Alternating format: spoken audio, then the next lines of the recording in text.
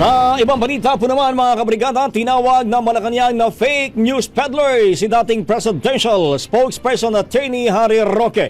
Matapos nitong hamunin si Senadora Amy Marcos na patunayan ang amunoy paggamit ng iligal na droga ni Pangulong Ferdinand Marcos Jr.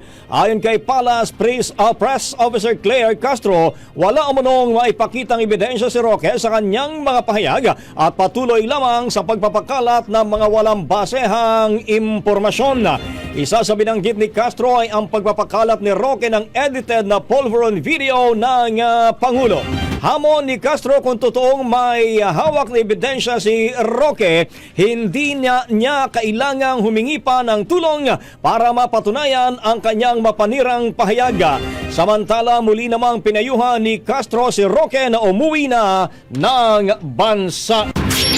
Ang bahaging ito ay hatid sa atin ng Drive Max Coffee. Ligayang tuloy-tuloy.